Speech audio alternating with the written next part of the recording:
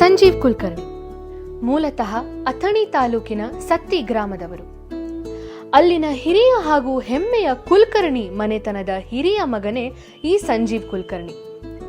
ತಂದೆ ಶ್ಯಾಮರಾವ್ ಕುಲಕರ್ಣಿ, ತಾಯಿ ಶೈಲಜಾ ಕುಲಕರ್ಣಿ. ಇವರಿಗೆ ಒಬ್ಬ ತಮ್ಮ ಹಾಗೂ ಒಬ್ಬ ತಂಗಿ ಕೂಡ ಇದ್ದಾರೆ. ತಮ್ಮ 5ನೇ ವಯಸ್ಸಿಗೆ ಬೆಳಗಾವಿಯಲ್ಲಿ ಭಾಷಣವನ್ನು ಮಾಡಿ ಸೈ ಎನಿಸಿಕೊಂಡ ನಮ್ಮ ಕುಲಕರ್ಣಿ ಬಾಲ್ಯದಿಂದಲೇ ಕನ್ನಡ ಭಾಷೆಯ ಮೇಲೆ, ಸಿನಿಮಾಗಳ ಮೇಲೆ, ಅದರಲ್ಲೂ ಡಾಕ್ಟರ್ ರಾಜ್ಕುಮಾರ್ ಅವರ ಚಿತ್ರಗಳೆಂದರೆ ಹುಚ್ಚು ಅಭಿಮಾನ.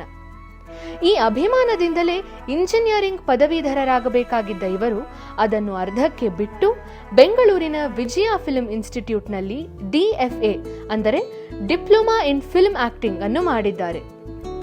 ನಂತರ ಬದುಕಿಗಾಗಿ ಪ್ರೈವೇಟ್ ಕಂಪನಿಯಲ್ಲಿ ಕೆಲಸ, ತದನಂತರ ಹೊಸ ದಿಗಂತ ಪತ್ರಿಕೆಯಲ್ಲಿ ಸಿನಿಮಾ ವಿಭಾಗದ ಮುಖ್ಯಸ್ಥರಾಗಿಯೂ ಕೂಡ ಕಾರ್ಯನಿರ್ವಹಿಸಿದ್ದಾರೆ. ಕನ್ನಡದ ಪ್ರಪ್ರಥಮ ಸ್ಯಾಟಲೈಟ್ ವಾಹಿನಿಯಾದ ಉದಯ ವಾಹಿನಿಗೆ ಸೇರಿ ಅಲ್ಲಿ ಅಚ್ಚ ಹಾಗೂ ಸ್ವಚ್ಛ ಕನ್ನಡದ ಕಾರ್ಯಕ್ರಮಗಳನ್ನು ರಚಿಸಿ, ನಿರೂಪಿಸಿ ಅಂದಿನ ಉಪಗ್ರಹ ವಾಹಿನಿಗಳ ಹಲವಾರು ಮೊದಲುಗಳಲ್ಲಿ ಇವರು ಪ್ರಮುಖರಾಗಿ ಗುರುತಿಸಿಕೊಂಡಿದ್ದಾರೆ. ಸುವರ್ಣ, ಸುಪ್ರಭಾತ, ಕಾವೇರಿ, ಕಸ್ತೂರಿ, ಜೀ ಕನ್ನಡ ಹೀಗೆ ಎಲ್ಲ ವಾಹಿನಿಗಳಿಗೂ ಶ್ರೀ ಕುಲಕರ್ಣಿಯವರು ಕೆಲಸವನ್ನು ಮಾಡಿದ್ದಾರೆ. ETV ಕನ್ನಡದ ಜನಪ್ರಿಯ ಕಾರ್ಯಕ್ರಮವಾದ ಡಿಮ್ಯಾಂಡ್ ಅಪೋ ಡಿಮ್ಯಾಂಡು ಅನ್ನೋ ಸರಣಿಯನ್ನು 1000ಕ್ಕೂ ಹೆಚ್ಚು ಸಂಚಿಕೆಗಳನ್ನ ನಿರೂಪಿಸಿ 1000 ಸಂಚಿಕೆಯ ಸರದಾರ ಎಂದು ಕೂಡ ಕರೆಸಿಕೊಂಡಿದ್ದಾರೆ. ಮೇ 10, 1996ರಂದು ಶ್ರೀಮತಿ ಭಾಗ್ಯ ಅವರನ್ನು ವಿವಾಹವಾದ ಇವರಿಗೆ ಸೌರಭ್ ಎಂಬ ಒಬ್ಬ ಮಗ ಕೂಡ ಇದ್ದಾರೆ. ಜೀವನ ಇನ್ನೇನು ಶುರು ಅನ್ನೋ ಸಂದರ್ಭದಲ್ಲೇ ಈ ಕುಟುಂಬಕ್ಕೆ ಯಾರ ಕಣ್ಣು ಬಿತ್ತು ಏನೋ ಗೊತ್ತಿಲ್ಲ. ಚೆನ್ನಾಗಿದ್ದ ಸಂಜೀವ್ ಕುಲಕರ್ಣಿ ಅವರ ಆರೋಗ್ಯದಲ್ಲಿ ವ್ಯತ್ಯಾಸ ಕಾಣಲು ಶುರುವಾಯಿತು.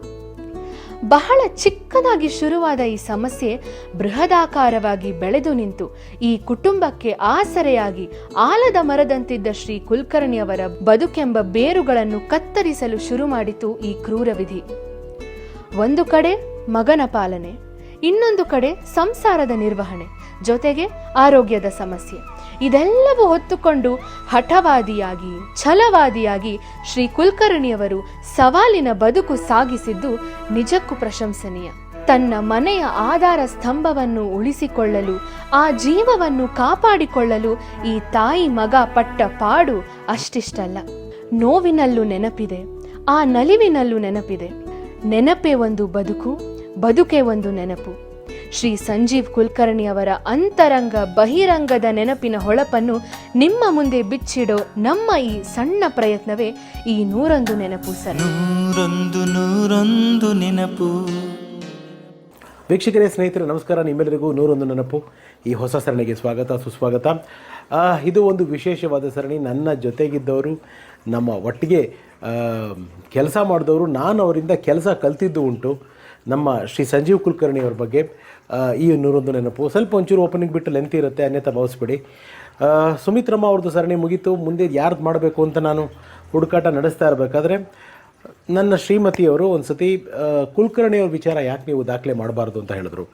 ಕುಲಕರ್ಣಿ ಸರ್ ಅವರ ಜೀವನದ ಕಥೆನ ದಾಖಲೆ ಮಾಡಬೇಕು ಅಂತ ನಿಜವಾಗ್ಲೂ ಹೇಳ್ತೀನಿ. ಆ ಕ್ಷಣದಲ್ಲಿ ನನಗೆ ಯಾಕೆ ನಾನು ಇಷ್ಟು ದಿವಸ ಯೋಚನೆ ಮಾಡಲ್ಲ ಅಂತ ಅನಿಸಿದ್ದು ನಿಜ. ಇಮಿಡಿಯೇಟಾಗಿ ಅವ್ರ ಮಗ ಸೌರಭ್ ಅವ್ರ ಹತ್ರ ಮಾತಾಡಿದೆ, ಅವ್ರ ಶ್ರೀಮತಿ ಭಾಗ್ಯ ಮೇಡಮ್ ಅವ್ರ ಹತ್ರ ಮಾತಾಡಿದೆ. ನಿನ್ನೆ ಸರಣಿ ನೀವು ನೋಡಿದ್ದೀರ.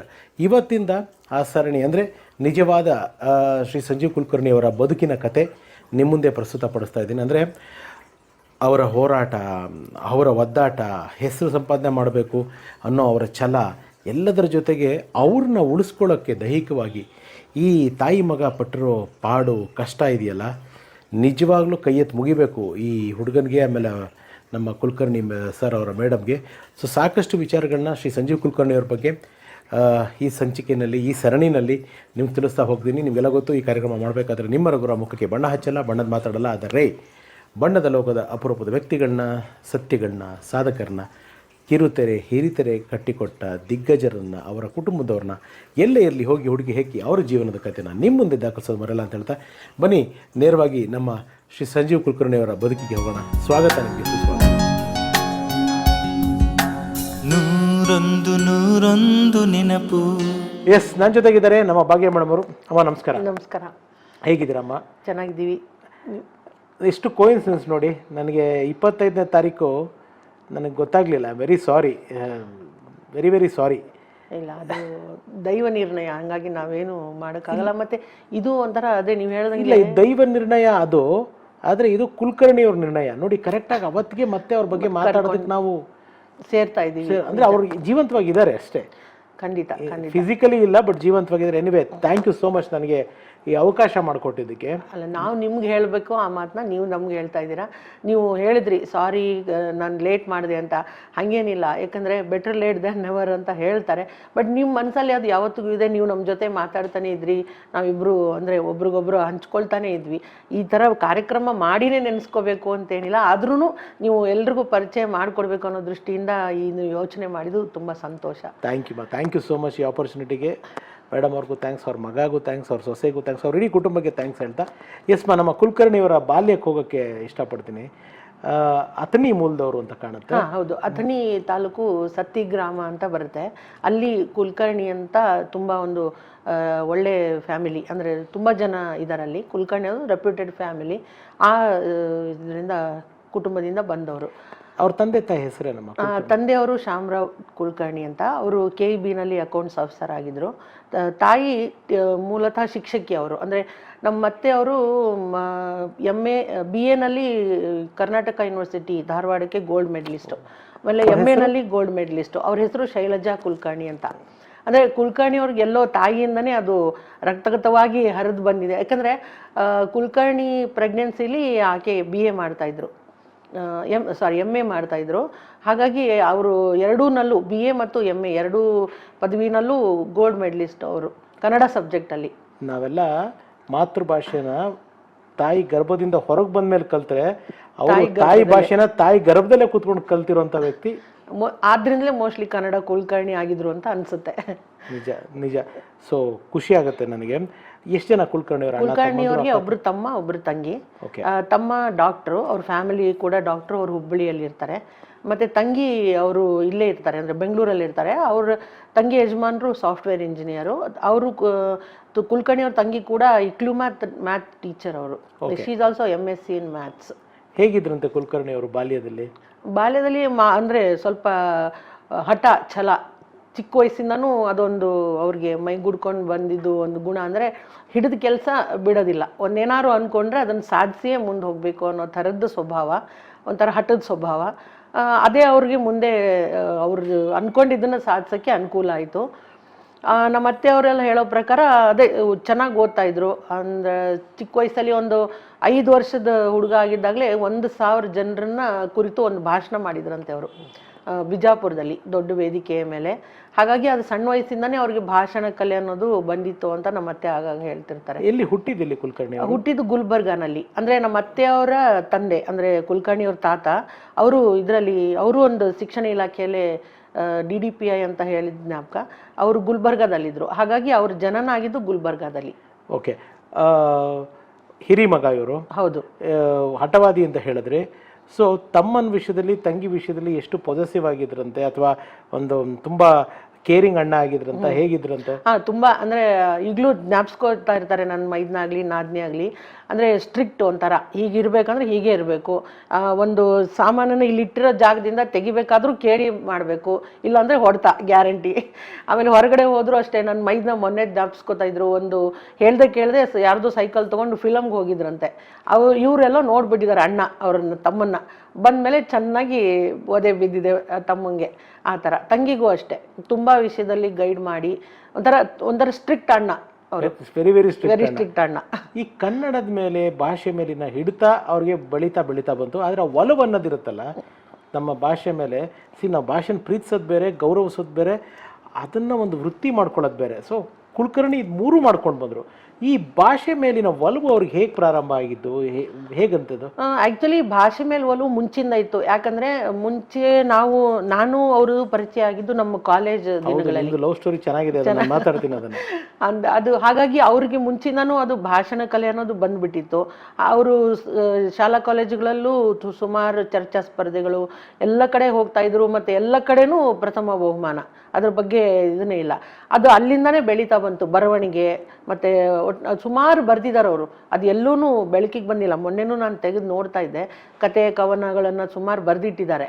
ಆ ಥರ ಅದನ್ನು ಬೆಳೆಸ್ಕೊಂಡು ಬಂದರು. ಆದರೆ ಅವ್ರಿಗೆ ಮೂಲತಃ ಇದ್ದಿದ್ದು ನಟ ಆಗಬೇಕು ಅಂತ ಬಂದಿದ್ದವರು.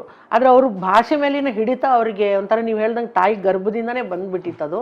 ಮತ್ತು ಮನೆಯಲ್ಲೂ ಅದೇ ವಾತಾವರಣ. ನಮ್ಮ ಅತ್ತೆಯವರು ಟೀಚರ್ ಆಗಿರೋದ್ರಿಂದ ಕನ್ನಡ ಎಲ್ಲ ಸಬ್ಜೆಕ್ಟ್ ಜೊತೆ ಕನ್ನಡವನ್ನು ಅವರು ಹೆಚ್ಚು ಪ್ರಾಮುಖ್ಯತೆ ಕೊಟ್ಟು ಓದಿಸ್ತಾ ಇದ್ರು. ಹೀಗಾಗಿ ಅವರಿಗೆ ಭಾಷೆ ಮೇಲೆ ಹಿಡಿತ ಮುಂಚೆಯಿಂದನೇ ಬಂದುಬಿಟ್ಟಿದೆ. ಒಲವು ಬೆಂಗಳೂರಿಗೆ ಬಂದ ಮೇಲೆ ಜಾಸ್ತಿಯಾಗಿ ಅದು ಒಂಥರ ತಮ್ಮ ಶ್ರದ್ಧೆಯಿಂದ ಅದನ್ನು ಬಳಸ್ಕೊಂಡ್ರು ಅವ್ರ ಜೀವನಕ್ಕೆ. ಓಕೆ, ನಟನಾಗಬೇಕು ಅನ್ನೋ ಆಸೆ ಇತ್ತು ಅಂತ ಹೇಳಿದ್ರೆ, ನನಗೆ ತಿಳಿದಿರೋ ಪ್ರಕಾರ, ನನಗೆ ಕುಲಕರ್ಣಿ ಅವರು ಚರ್ಚೆ ಮಾಡ್ತಿದ್ದ ಪ್ರಕಾರ ಅಣ್ಣವರ ದೊಡ್ಡ ಅಭಿಮಾನಿ. ಹೌದು ಹೌದು. ಡಾಕ್ಟರ್ ರಾಜ್ಕುಮಾರ್ ಅವರಂದ್ರೆ ಬಹಳ ಕಟ್ಟಾಭಿಮಾನಿ ಅವರು. ರಾಜ್ಕುಮಾರ್ ಅಂದ್ರೆ ಮುಗ್ದೋಯ್ತು ಆ ಥರ. ಅದೇ ಒಂದು ಏನಂತಾರೆ, ತಲೆಯಲ್ಲಿ ಆ ಗುಂಗಿಟ್ಕೊಂಡೆ ಅವರು ಎಲ್ಲರಂತನೂ ಬೆಂಗಳೂರಿಗೆ ಬಂದಿದ್ದು ಅದೇ ಒಂದು ಗುಂಗಲ್ಲಿ, ನಾನು ರಾಜ್ಕುಮಾರ್ನಂತೆ ದೊಡ್ಡ ನಟ ಆಗಬೇಕು ಅಂತ. ಅದೇ ಒಂದು ಆಸೆನಲ್ಲಿ ಬಂದರು ಅವರು. ಬಂದು ಇಲ್ಲಿ ವಿಜಯ ಫಿಲಮ್ ಇನ್ಸ್ಟಿಟ್ಯೂಟ್ ಸೇರಿಕೊಂಡ್ರು. ಓಕೆ, ನಾನು ಅದಕ್ಕೆ ಬರ್ತೀನಿ. ಅದಕ್ಕೆ ಬರೋಕ್ಕಿಂತ ಮುಂಚೆ ನಿಮ್ಮ ಟ್ರ್ಯಾಕಿಗೆ ಬರ್ತೀನಿ. ಸೊ ಬೆಳಗಾಮಲ್ಲಿ ಏನೋ ಹೆವಿ ಲವ್ ಸ್ಟೋರಿ ನಡೀತಿತ್ತಂತೆ. ಏನೋ ಒಂದು ಏನದು ಈ ಮಾತಾಡ್ತೀವಲ್ಲ, ಏನಂತಾರೆ ಅದು, ಸಾರಿ, ಚರ್ಚಾ ಸ್ಪರ್ಧೆನಲ್ಲಿ ಅವ್ರ ಭಾಷಣ ನೋಡ್ಬಿಟ್ಟು ಫಿದಾ ಆಗ್ಬಿಟ್ಟಿದ್ರಂತೆ. ನೀವು ಎಲ್ಲೋ ಬಸ್ಸಲ್ಲಿ ಬರ್ತಿರ್ಬೇಕಾದ್ರೆ ಅವ್ರ ಹತ್ರ ಹೋಗಿ ಮಾತಾಡ್ಸೋದು, ಹೆದರಿಕೆ. ಹೇಳಿ ಆ ಕತೆ ಹೇಳಿ, ಏನು ವಿಷಯ? ಕತೆ ಅನ್ನೋಕ್ಕಿಂತ ಅಂದರೆ ಆವಾಗ ನಾವು ಓದೋ ಕಾಲದಲ್ಲಿ ಅಷ್ಟೊಂದು ನಾವು ಹುಡುಗರ ಹತ್ರ ಮಾತಾಡೋದು ಅದು ಯಾರು ನಮ್ಮ ಟೀಚರ್ಸ್ ಆಗಲಿ ಯಾರು ಅಷ್ಟೊಂದು ಇಷ್ಟಪಡ್ತಿರ್ಲಿಲ್ಲ. ಒಟ್ಟಿನಲ್ಲಿ ಹುಡುಗರ ಹತ್ರ ಮಾತಾಡಬಾರ್ದು ಅಂತ.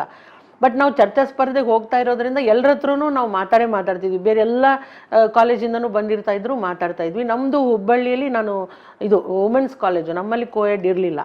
ನಾವು ಹೊರಗೆ ಹೋದಾಗ್ಲೇ ಬೇರೆ ಹುಡುಗರ ಹತ್ರ ಮಾತಾಡೋ ಪ್ರಸಂಗ. ನಿಮ್ದು ಮೂಲತಃ ಹುಬ್ಳಿನೇನಾ? ನಮ್ಮದು ಹಾವೇರಿ ಹತ್ರ ಕರಜಿಗಿ ಅಂತ ಬರುತ್ತೆ ಅವರು, ಮೂಲತಃ ಅಲ್ಲಿಯವರು.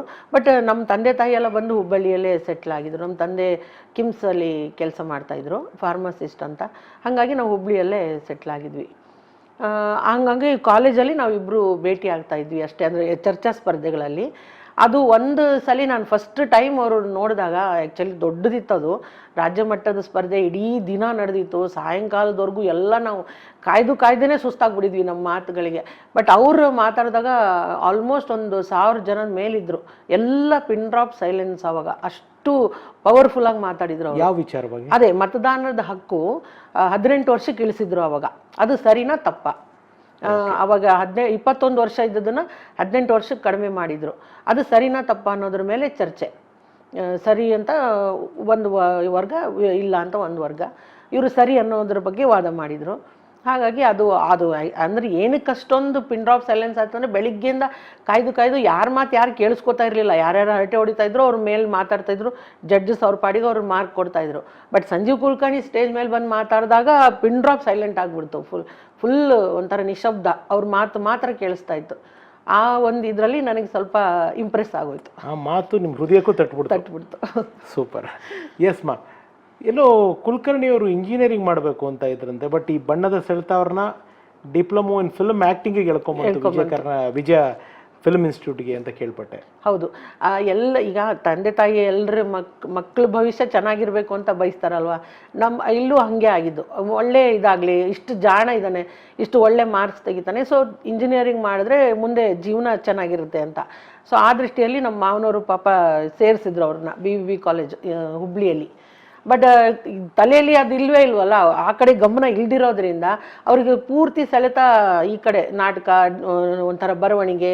ಅಲ್ಲೂ ಕೂಡ ಅವರು ಅಖಿಲ ಭಾರತೀಯ ವಿದ್ಯಾರ್ಥಿ ಪರಿಷತ್ತು, ಆಮೇಲೆ ಬೇರೆ ಬೇರೆ ಇವು ಅಭಿನಯ ತರಂಗ ಅಂತ ಒಂದು ನಾಟಕದ ಸಂಸ್ಥೆ, ಮೂರ್ತಿ ಅವ್ರದ್ದು ಎಲ್ಲ ಆ ಥರದ್ದು ಅಲ್ಲಿ ಹುಬ್ಬಳ್ಳಿಯಲ್ಲೂ ಒಂದಿತ್ತು ಅಭಿನಯ ತರಂಗ ಅಂತ, ಅಲ್ಲಿ ವಾಜಪೇಯಿ ಅವ್ರದ್ದು. ಅವ್ರ ಜೊತೆ ಸೇರಿಕೊಂಡು ಒಟ್ಟಿನಲ್ಲಿ ಅದರಲ್ಲೇ ಮುಂದುವರಿತಾ ಅವ್ರಿಗೆ ಅದು ಇಂಜಿನಿಯರಿಂಗ್ ಓದಬೇಕು ಅನ್ನೋ ಕಡೆ ಆಸಕ್ತಿ ಬೆಳೀಲಿಲ್ಲ. ಹಾಗಾಗಿ ಅವ್ರು ಏನು ಮಾಡ್ಬಿಟ್ರು, ಅದನ್ನು ಅರ್ಧದಲ್ಲೇ ಬಿಟ್ಟು ಬೆಂಗಳೂರಿಗೆ ಬಂದು ವಿಜಯ ಫಿಲ್ಮ್ ಇನ್ಸ್ಟಿಟ್ಯೂಟ್ ಸೇರಿಕೊಂಡ್ರು. ವಿಜಯ ಫಿಲ್ಮ್ ಇನ್ಸ್ಟಿಟ್ಯೂಟ್ಗೆ ಸೇರಿದ್ರು, ಒಂದು ಆ್ಯಕ್ಟಿಂಗ್ ಕಲಿಕೆಗೆ ಸೇರಿದ್ರು. ಯಾವ್ದಾದ್ರು ಸಿನಿಮಾ ಆ್ಯಕ್ಟ್ ಮಾಡಿದ್ರು ಆ ಟೈಮ್ನಲ್ಲಿ? ತುಂಬ ಸಣ್ಣ ರೋಲ್ ಮಾಡಿದರು. ಅದು ಯಾವುದದು ನನಗೆ ಹೆಸರು ಮರೆತು ಹೋಗಿದೆ ಆ್ಯಕ್ಚುಲಿ.